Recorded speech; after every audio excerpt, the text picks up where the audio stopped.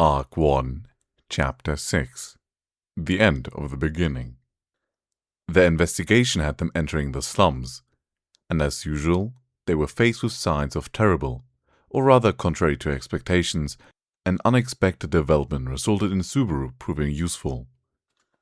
This place is super gentle for some reason. What is this? Could it be that my popular period has suddenly arrived? For the first time since kindergarten. Subaru had very lovely features as a child, and his hair was long as well, which caused him to be mistaken for a girl rather frequently. On the other hand, he'd ended up like this over 10 years later, so it wasn't really a laughing matter.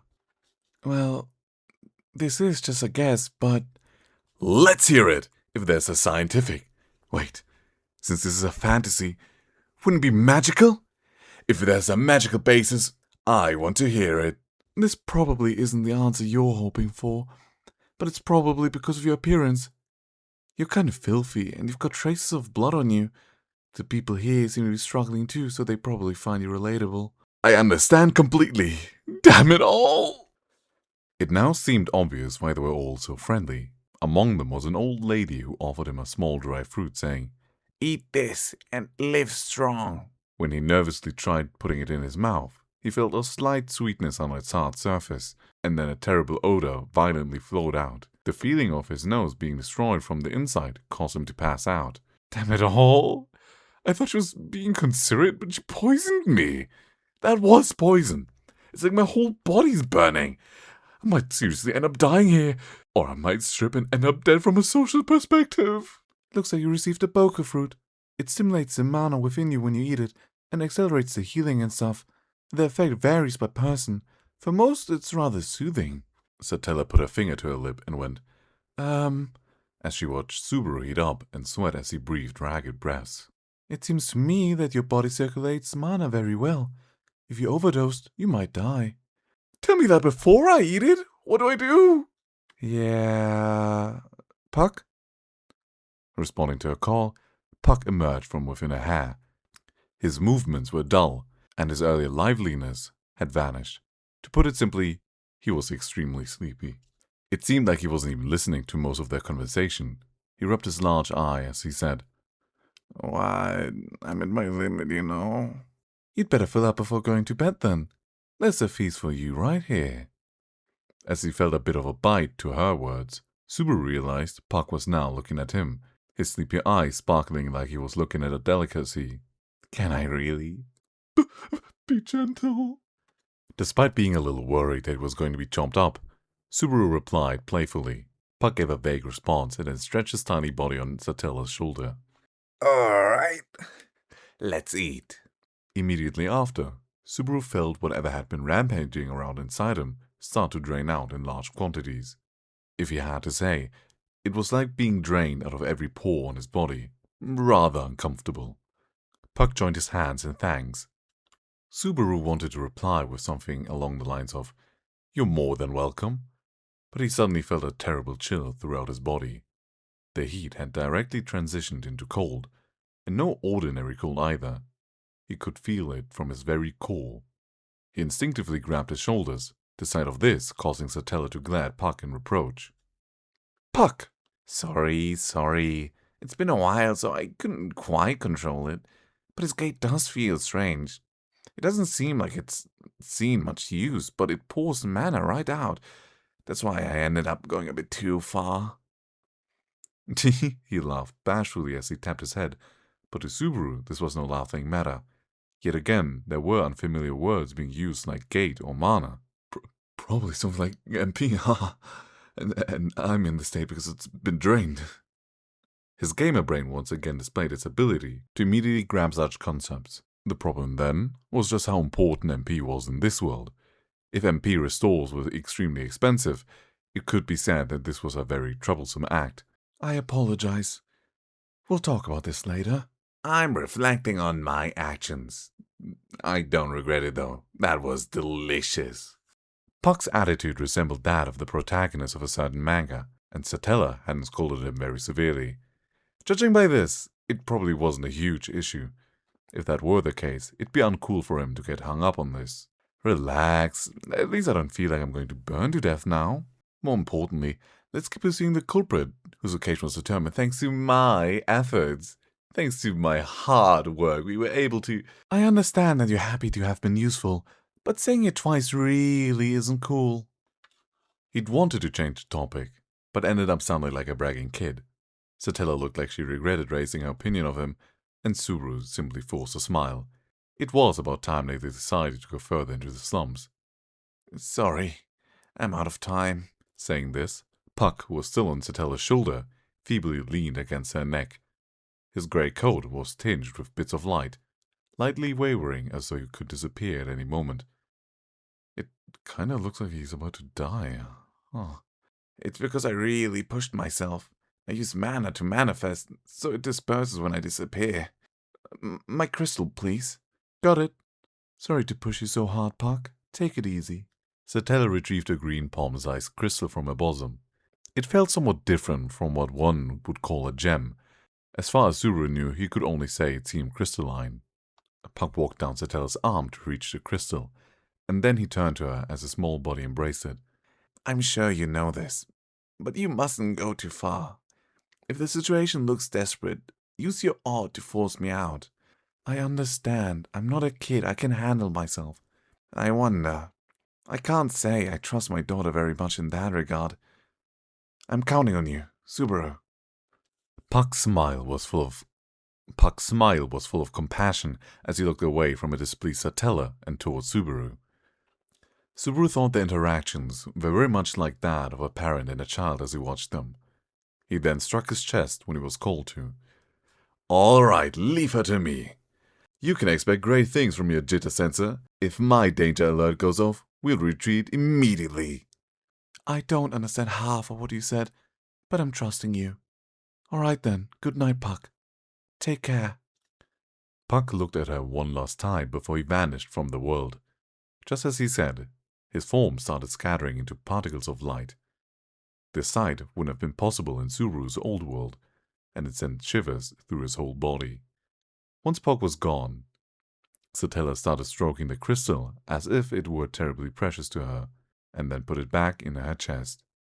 Following the typical flow of things, Puck's essence was probably stored in there in an ethereal form. We're alone now, but you'd better try not anything strange. I can use magic. Not knowing what he was thinking, perhaps she thought he was just staring at her breasts.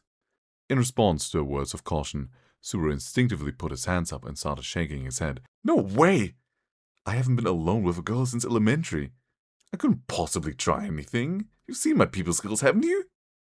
That's so nonsensical and yet really convincing. All right, let's go. But we don't have Puck looking out for us, so we'll have to be more careful.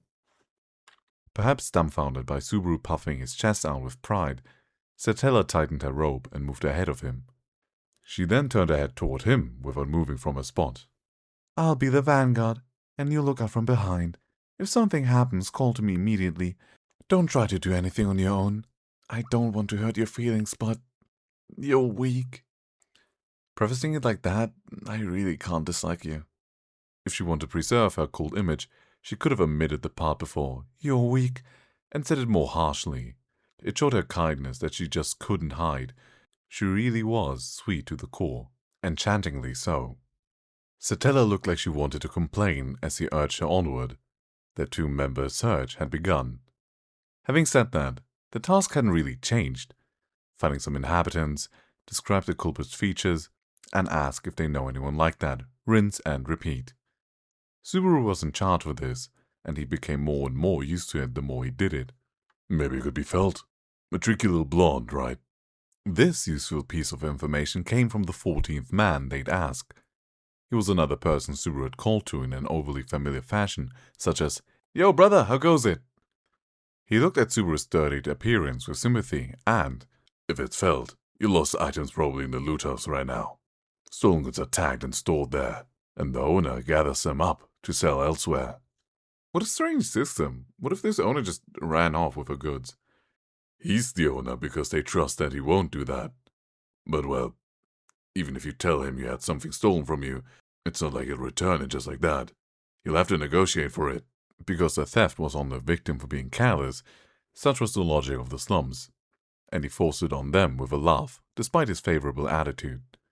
They'd managed to obtain the loot house location from him, and it seemed like she would very soon be reunited with her stolen item. However, a different problem had manifested. The problem being that they were both totally broke. He told us to buy it back, but what now? On top of our shortcomings in this regard, it seems like the kind of event where we get overcharged or something. I'm just retrieving what was stolen from me. Why must I pay to do so, I wonder? Once the problem had become one of funds, Satella's expression suddenly clouded over.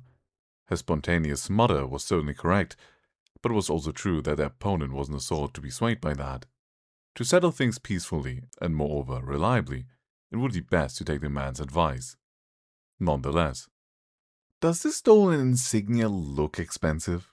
Even if they overcharge us without knowing the market value, it has a small jewel in the middle. I don't know its monetary value either, but it definitely isn't cheap. A jewel, huh? That's troublesome. Any buffoon could immediately recognize it was valuable at a glance. That was the sort of convenient effect jewels had. It didn't look like this world had the technology to create imitations, so it seemed certain that almost everything that appeared to be a jewel would be the real thing. If that were the case, their inherent value would be obvious. He understood that they had nothing to be relieved about, but there was also something else about her statement that bothered him. She said she didn't know how much her insignia was worth. It was certainly possible that it was given to her, but he still felt somewhat uneasy.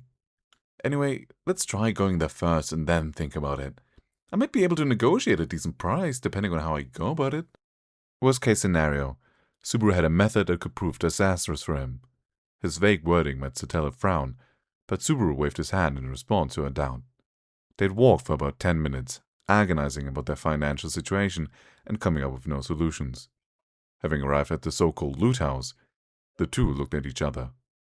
It's bigger than we thought, huh? Shows why they call it that. If everything in there is stolen as the name implies, there's really no helping it. Of course, since they were periodically selling things off, it probably wasn't filled to the brim with loot. Subaru thought this as he looked at the loot house, its appearance not quite fitting its coarse name as it beckoned to them. By Subaru's estimates, it was probably around the size of a convenience store, parking lot included. It only had one floor, but it was large enough to fit 20 cars with ease. The surroundings had changed too. The various ruins and hovels were nowhere to be seen, and behind the loot house was a giant wall. It was quite literally in the deepest part of the slums. That tall wall thing. Probably the capital's border wall. Looks like we came to the very edge without realizing it. Her statement caused Subaru to idly imagine what a map of the capital might look like. It was probably square-shaped, guarded by the walls on all sides. Within those walls, perhaps in the center or the northernmost area, there would be a castle, and far away from there one could find the slums. He felt like it had been 2 or 3 hours since they started their search, so he had an idea as to the capital's size. But then, if he compared it to Japan, which didn't have such clear divisions, its size wasn't really comparable. Well then, if the rumors are true, the owner of the place should be in there, but considering our position, how do we approach this? I'll be upfront about it. I had something stolen, so return it if it's in here. That sort of thing. Subaru insisted that this wouldn't work any number of times, but she refused to listen. She was virtuous to her core. She couldn't bring herself to consider using twisted means so easily. But it was precisely because she was that kind of girl that she stopped to help Subaru, even though it brought her no benefit. Got it, then leave this to me. There was a high possibility that things would go south, so Subaru reluctantly offered to go himself. His last resort. This was too hasty, so it didn't really feel like a trump card, but it would also be a problem to lose the timing entirely. Subaru wouldn't hesitate when it came to such matters. Meanwhile, Satella seemed puzzled by this suggestion. His newfound confidence made her look at him with suspicion. All right, I'm counting on you. I get that you can't agree just like that. After all, I myself understand that I haven't done anything to win your trust, but I do have an idea, so try to believe it. Eh? Why are you so surprised? I mean, this is completely different from the typical pattern, isn't it? Leave it to a good-for-nothing like you who can barely even talk to others. Don't make me laugh. Even a dog would be better. I was prepared to hear something like that. As if I'd say something so terrible. His paranoia had offended her. However, she cleared her throat and fixed her amethyst eyes on him. It's true that you haven't been particularly useful thus far, and you haven't done or said anything to inspire any sort of confidence, but what kind of appraisal is that? I can't refute it, though. But I believe you think things through, and I don't think you're a liar. She stopped his self-depreciation in its tracks, and then took a breath and continued. I'll try believing in you. It'd be a great stroke of luck if you actually succeeded. Instead of that last part, something like, do your best for my sake, would really get me motivated, you know? I can't be that demanding, but do your best. A girl who could not lie, in every sense of the phrase. Subaru responded with a broad smile and turned toward the entrance.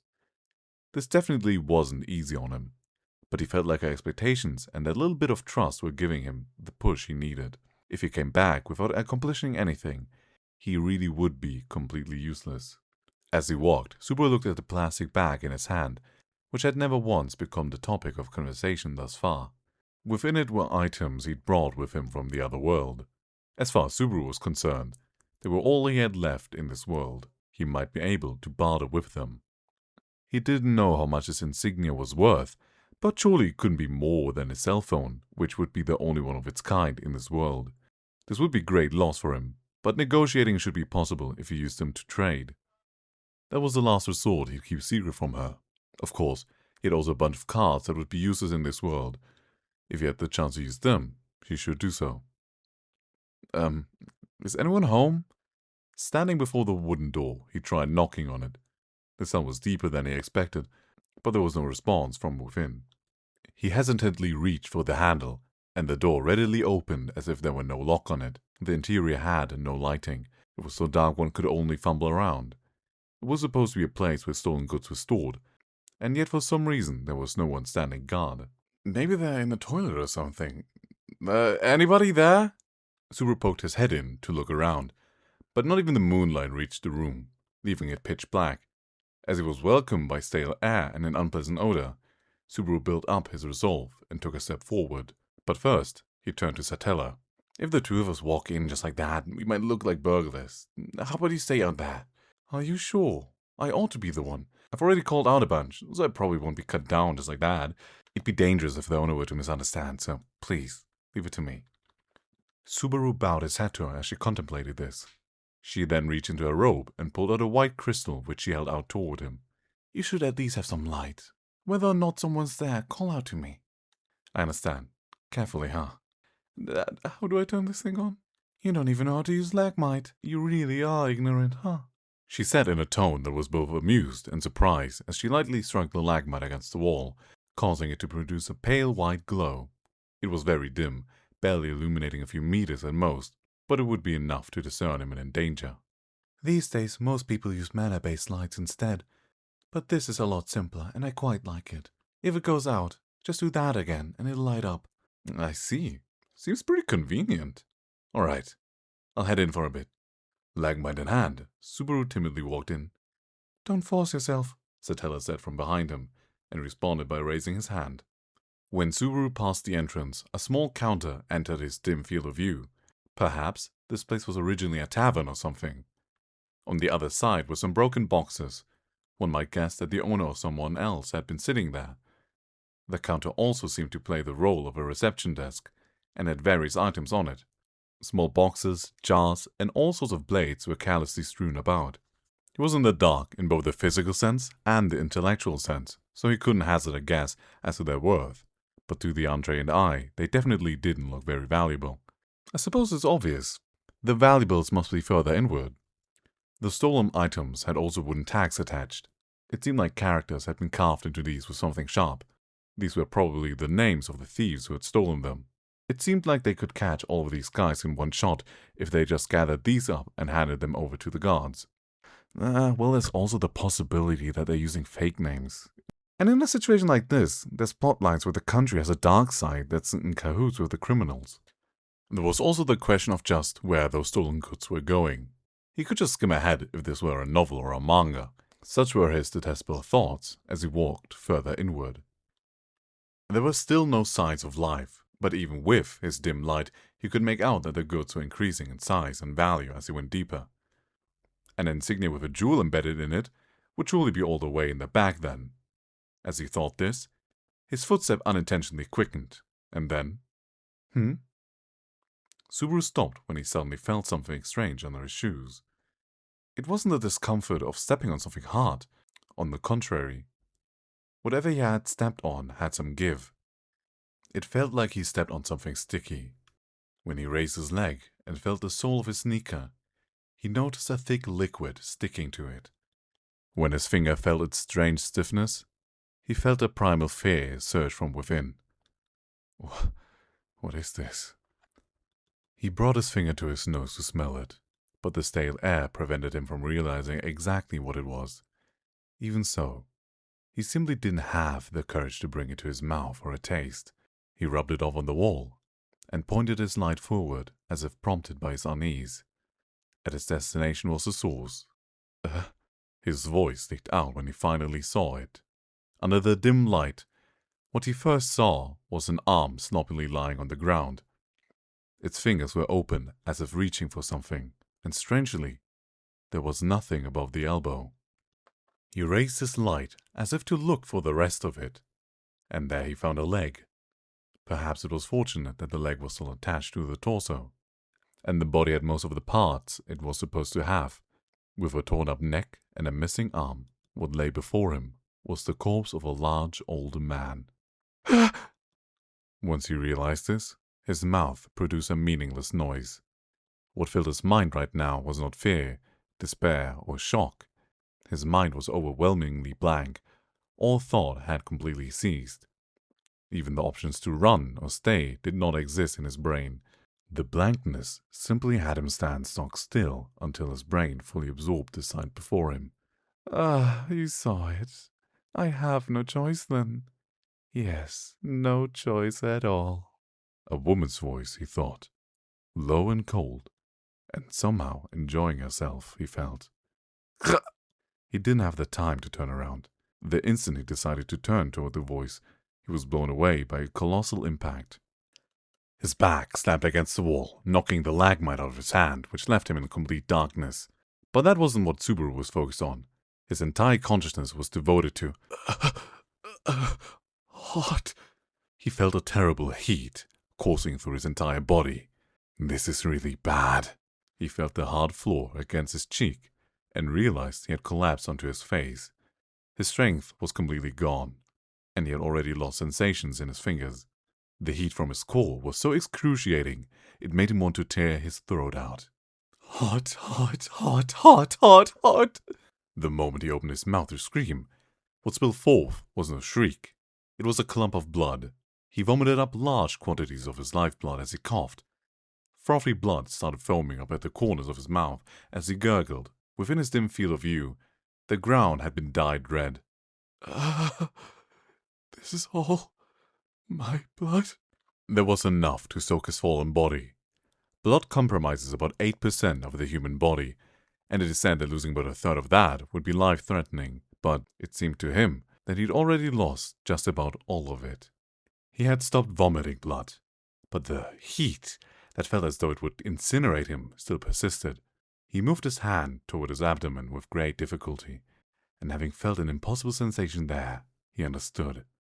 My stomach's been torn open, It was no wonder he felt so hot. It seemed his brain had confused pain for heat. He was almost torn in half, only a bit of skin at his back held him together. In short, it seemed that this was checkmate for him. The moment he realized this, his consciousness started fading. Even the heat, which was making him writhe in agony, had disappeared. Even the unpleasant feeling of blood and the sensation in the hand he'd used to feel his organs, it was all fading away along with his consciousness. All that was left was his body, which would not be able to accompany his soul. This body used the last of its disappearing consciousness to move just a little. It turned its head upward. Black shoes formed ripples in the pool of blood before his eyes. There was someone there, and that someone was most likely the one who killed him. Strangely, he didn't feel like looking at their face. This person was the one who took his life, and yet he still decided to simply remain a spectator in his own demise. He had no clue who they were, but right now he didn't really care about that. He only wished for the girl's safety. Subaru? He felt like he heard a voice like the chime of a bell. It was beyond the point where he could even differentiate his senses, so he probably was just imagining it. Despite that, even supposing it wasn't real, he found it extremely comforting. So, a short scream, and the carpet of blood welcomed yet another person. She had fallen right next to him, exactly where his arm was. Her fair hand dropped powerlessly and intertwined with his. Probably just a coincidence. He felt her fingers move slightly, as if squeezing his hands. Wait. He forced his disappearing consciousness to return for a moment. The pain and the heat, everything had faded away. It was a meaningless effort. Nothing but a loser wasting time. But even so, I will definitely save you. At that moment, Natsuki Subaru lost his life.